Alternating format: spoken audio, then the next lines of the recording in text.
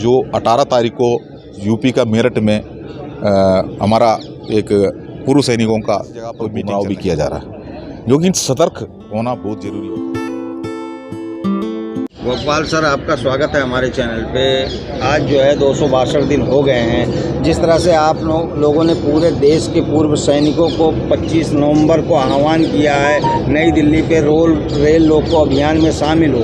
इसी तरीके से लोग बाग आपके रेल रोको अभियान को कमज़ोर करने में लगे हुए हैं। एक सुगबुगाहट आई है उत्तर प्रदेश में 18 तारीख को रैली निकलने वाली पूर्व सैनिकों को, उसके बारे में कुछ बताएंगे? जो द कलाम न्यूज़ ND7 जो प्रश्न को मेरा धन्यवाद। जो आपने सही कह रहा है, मेरे को भी सुनने में आया था। जो 18 तारीख को यूपी का मेरठ में हमारा एक पूर्व सैनिकों का कोई मीटिंग चलने जा रहा है। जो आपको इसके बारे में क्लियर बताना चाह रहा हूँ, जब भी हमने यहाँ पर शुरू से यहाँ पर बैठा हुआ है, 20 फरवरी से हमारा आंदोलन चल रहा है, उसी पे हम इसी जगह पर थे।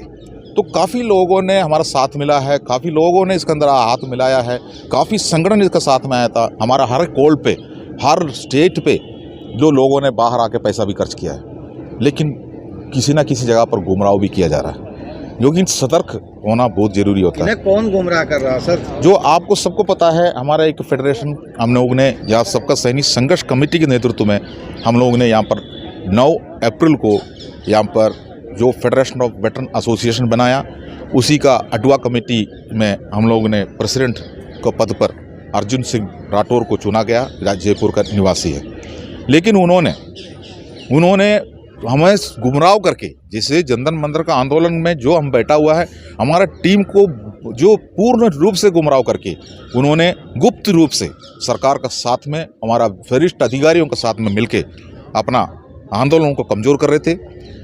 ये हम लोगों को इसके बारे में जैसे पता चला, हम लोगों ने इसका विरोध किया, जो कि हम लोग ने भाजपा का मंच पे जाके नेशनल स्पोक पर्सन, जो एक यूट्यूबर भी है वो, और सैनिक वेलफेयर का नाम पर उसका यूट्यूब चैनल भी चल रहा है, उन्होंने भी बल्ले बल्ले के नारा वगैरह लगाते रहता है।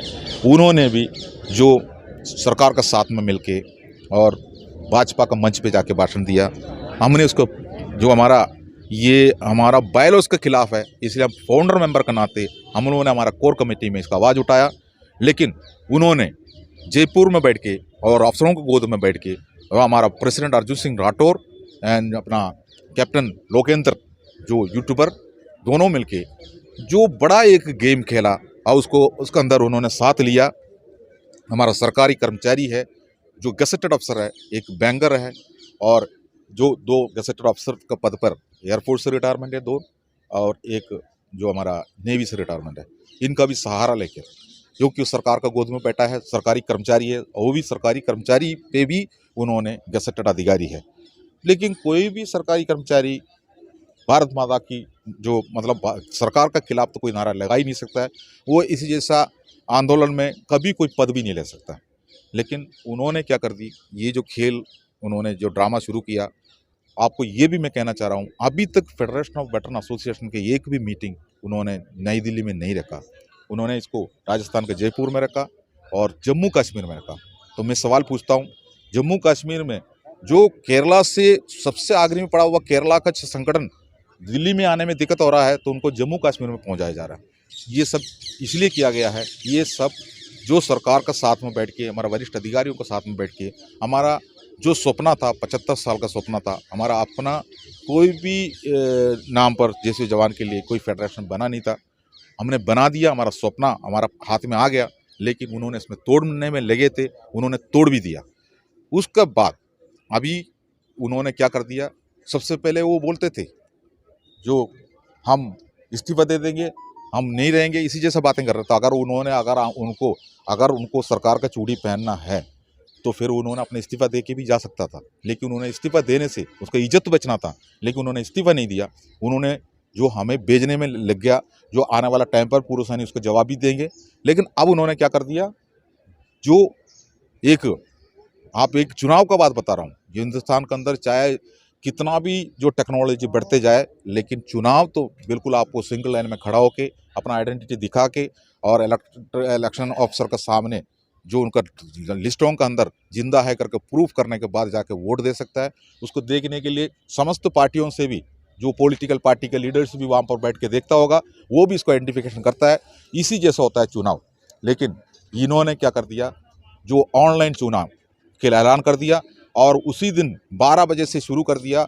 जो यहाँ से उत्तराखंड से किसी ने फ़ोन कर रहा है, जम्मू कश्मीर से कोई, यूपी से कोई फ़ोन कर रहा है, आप अपना लिंक को खोल दो, वोट कर दो, लिंक को खोलो, वोट कर दो। अब वो लिंक किसने खोला है, वोट किसने किया है, और इसके बारे में किसी को अभी तक पता नहीं है। वो अडवा कमेटी से अभी वो पक्का कमेटी बना के वो खुद ही ऐलान कर दिया मैं प्रेसिडेंट है। जैसे मान लो जो हमारा तरफ से हमें उसको फेक फेडरेशन नाम दिया गया है, जो उन्होंने उसमें जीत गया ये कह रहा है।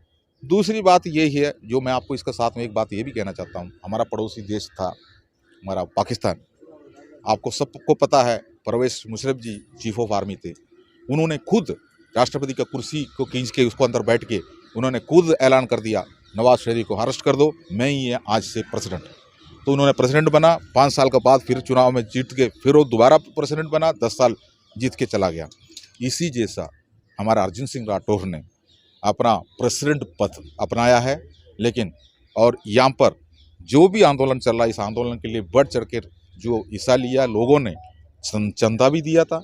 उन्होंने अपना जो बैंगर है उसके इंचार्ज बैंगर को इसका साथ में लगा के वो चंदा भी इकट्ठा करके ले गया। हमें आर्थिक स्थिति हमारे फाइनेंशियली कमज़ोर करके तोड़ने के चक्कर में था ये, लेकिन जरूर नीचे हम लोगों ने गिर गया था, लेकिन फिर भी हमने ऊपर आ गया। हमारा आंदोलन अभी भी आगे चल रहा है। अभी हमको सुनने में मिला। सर गोपाल सर, मैं आज उत्तर प्रदेश की बात कर रहा हूँ। उत्तर प्रदेश में जो 18 तारीख को रैली, महारैली का आयोजन किया जा रहा है, किसकी अगुवाई में किया जा रहा है, कौन लोग? ये हमारा fake federation president Arjun Singh ji का तरफ से ऐलान किया है। उत्तर प्रदेश का मेरठ में 18 तारीख को जो प्रोग्राम होंगे, रैली होंगे, और एक मंच पर एक होने के लिए बता रहा है। इसी मंच पर वो एक थे, इसी मंच से उसने अपना बैनर खोल के चला गया था। इसी जगह पर एक होने के लिए हमने फेडरेशन बनाया था। उस फेडरेशन का रजिस्ट्रेशन उन्होंने नहीं किया, उसको तोड़ा उन्होंने है, लेकिन अपना घर पे बैठकर एक टोपी लगाकर मुँह ऊपर करके जो ऐसे बैठ के बोलता है जो हम एक मंच पर आना चाहिए, समय आ गया, अभी एक मंच पे आना चाहिए। उनको जंतर मंतर पर क्या है, इनको नई दिल्ली में एक मीटिंग रखने की हिम्मत नहीं है उनको। यहाँ पर 23 तारीख को आपने देखा होगा, 23 जुलाई का हमारा जो यहाँ प्रोग्राम चला, यहाँ का आधा हिस्सा जो रातों रात जो उन्होंने किसी का साथ में मिलके आधा हिस्सा तो बांट लिया, बाकी आधा हिस्सा में 10 बजे से लेकर 5 बजे तक हमारा परमिशन था। उन्होंने 11 बजे इसको शुरू किया, 1:30 बजे इसको बंद करके चला गया, जो कि अपना हथकड़ी पहनने में वो डरते थे। ऐसा नेता से पूर्व सैनिकों को क्या मिलेंगे, जो वो खुद ही डर है। डरने का मतलब नहीं है, वो बिक चुका था। इसलिए हमारे एक 23 तारीख के एक आंदोलन को भी उन्होंने कमज़ोर कर दिया। लेकिन उस टाइम पर हमें नहीं पता था, इन्होंने उनके सरकार के साथ में मिले हैं, अधिकारी के साथ में मिले, हमें इसके बारे में पता नहीं था। लेकिन जैसे पता चल गया, हम लोगों ने उसका विरोध किया, तभी तो आज फेडरेशन का ये हालात बना। लेकिन अभी मेरठ के अंदर वो जो आंदोलन करने जा रहा है, तो मेरठ में क्या है वो मैं आप उनको ये बताना चाह रहा हूँ, वो केरला में जाके कालीकट में रखो या केरला का त्रिवेंद्रम में रख दो, नहीं तो कन्याकुमारी का जो समुद्र के किनारे पे रख दो। ये इससे कोई आंदोलन नहीं होता है। जो आंदोलन करना है जंतर मंतर पर होता है, जो संवैधानिक तरीके से होता है, परमिशन लेकर होता है, जो हर काम के लिए परमिशन लेना पड़ता है। 25 नवंबर को रेल रोको आंदोलन के लिए भी हमने परमिशन के लिए लेटर भेजा था, मोहर लगा कर हमको दिया गया है। गलबली मचा हुआ है उस जगह पर, जो अभी हम तो मजबूर है, जो कि हमने संवैधानिक तरीक़ा से सरकार को जगाने की कोशिश किया। संवैधानिक तरीक़ा का मतलब यही है, हमारा सांसद द्वारा, कलेक्टर द्वारा और हमारा जो हम लोग ने अपना तहसीलदार द्वारा मेमोरेंडम भारत का प्रधानमंत्री, रक्षा मंत्री, जो हमारा जो अपना राष्ट्रपति को भेजा गया है। गोपाल सर, मैं ये कहना चाह रहा हूँ, पहले अर्जुन सिंह ने आपके जंतर मंतर के धरने में घुसपैठ किया, उसके बाद में कुछ दिन इसको 2-4-6 महीने तक गुमराह किया पूर्व सैनिकों के, देश भर के सैनिकों का। उसके बाद इतना बड़ा वो पर्दाफाश हुआ, आप लोगों ने जूते चप्पल भी काफ़ी उस पर चलाए। अब उत्तर प्रदेश के पूर्व सैनिकों को गुमराह किया जा रहा है। क्या पूर्व सैनिक इतने कमज़ोर हैं क्या नाम है, उनके बहकावे में आ रहे हैं? पूर्व सैनिक कोई कमज़ोर नहीं, मैं पहले भी बोल रहा हूँ, देश का पूर्व सैनिक जैसे जवान जागरूक हो चुका है, बहुत खूब जागरूक है। लेकिन अर्जुन सिंह का जो चाल क्या है वो भी उन्होंने जान चुका है। कई लोग वार्तालाप, अर्जुन सिंह राठौर यहाँ पर जो आया हुआ है, जो 9 अप्रैल को, उसका पहले अर्जुन सिंह राठौर को तो मैंने भी नहीं देखा है, जो वो यह नहीं आता था। उसी जैसा जो हमारा जो फौजी यूट्यूबर का जो बात मैं बताया था, उन्होंने कभी भी सपा सैनिक संघर्ष कमेटी का कोई भी मैसेज उन्होंने किसी जगह पर दिखाता भी नहीं था, वो भी इसके अंदर घुसा है। तो इन्होंने घुसपैठ किया है, इसके बारे में हमें अच्छी तरह पता था। लेकिन हमने ये भी सोचा था, ठीक है संगठन हमारे साथ में जुड़ रहा है, हो सकता है बदलाव आ रहा है, लेकिन उन्होंने धोखा दे रहा है, ये हमको पता चल गया। उसके बाद हमने विरोध किया है। लेकिन अभी मैं ये कहना चाह रहा हूँ, जो अर्जुन सिंह राठौर जो अभी जो कर रहा है, बहुत गलत कर रहा है। जो कि जो जवान जीएसयू का साथ में इसी जैसे हरकत करेंगे, जो कि अभी पढ़े लिखे फौज है, उनका जमाने में नहीं, अभी उनको 75 से ऊपर उम्र हो चुका है, ठीक है, उन्होंने रिटायरमेंट होकर आने के बाद भी 40 साल से ऊपर हो चुका है।